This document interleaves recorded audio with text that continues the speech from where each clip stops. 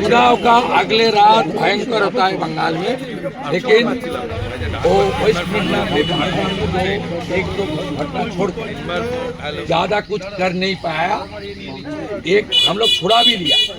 बीनपुर में थाना घेराव करके हमारी जो डॉक्टर है, doctor Pranab Tudu, young doctor है, मोदी जी को देख के अपने डॉक्टरी से रिजाइन करके भाजपा प्रत्याशी हुआ है बीनपुर से।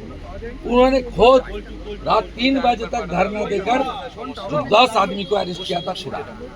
खड़गपुर में भी हुआ और पिंगला में किया था ये चिन्मय प्रामाणिक दोषी, इसको जिस तरह से मुर्शिदाबाद मालदा क्या कहना चाहिए? मुर्शिदाबाद मालदा दादा अच्छा हो रहा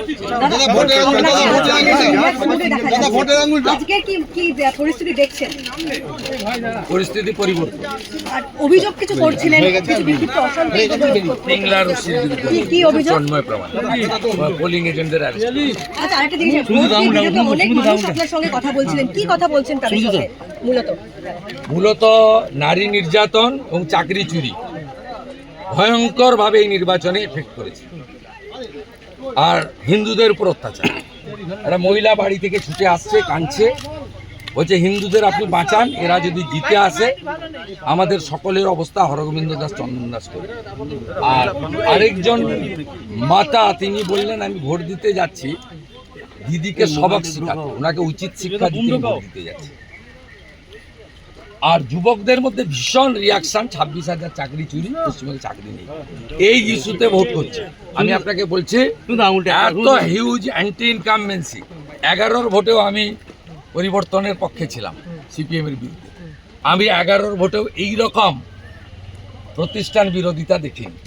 কোনো কথা বলার দরকার নেই।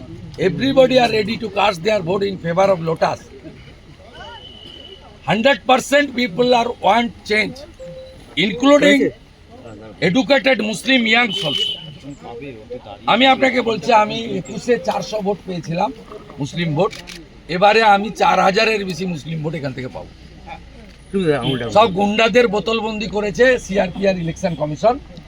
আপনি খুনি গুন্ডা শাহউদ্দিন সুফিয়ান, আলরাজি শামসুল, এদের কাউকে রাস্তায় পাবেন না, একটাকেও রাস্তায় পাবেন না, সব বোতলবন্দি করে দিয়েছে ইলেকশন কমিশন।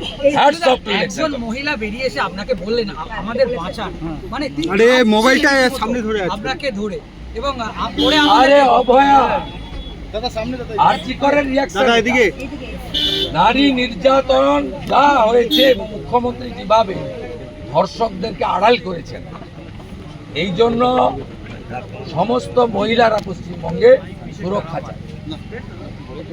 আর বেকার ভাইরা বোনেরা কর্মসংস্থান, চাকরি নামক শব্দটা তুলে দিয়েছে বাংলাদেশে। হতে পারে সরকারের সীমাবদ্ধতা থাকে, সরকারি চাকরি হয়, শিল্পের মাধ্যমে চাকরি হয়, বেসরকারি চাকরি। উনি চাকরি শব্দটা তো তুলে দিয়ে ভাতা বসিয়ে দিয়েছে। 500,000 টাকা ভাতায় কিছু হয় না, 349 টাকা মোবাইলে রিচার্জ করতে।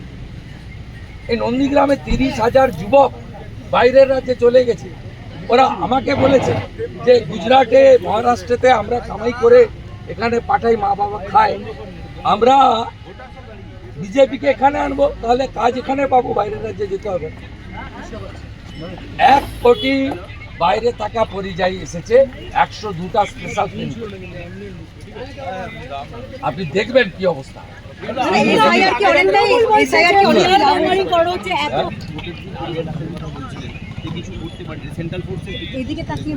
ইলেকশন কমিশন আমি তো কখনো দেখিনি। State police observer, state observer, CO, CRPF, BSF, SSB, ADG, আইজিরা রাত্রি 3টে পর্যন্ত ফোন ধরেছেন। First time in life.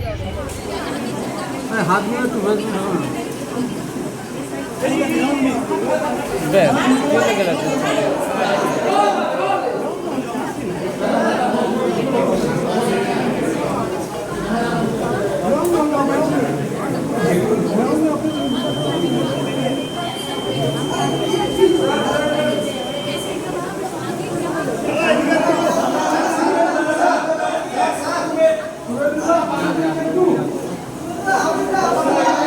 আমাদের ভিডিও ভালো লাগলে লাইক এবং শেয়ার করুন।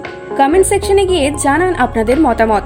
আরও ভিডিও পেতে আমাদের চ্যানেল সাবস্ক্রাইব করুন এবং প্রতি মুহূর্তে খবরের আপডেট পেতে প্রেস করুন বেল আইকন।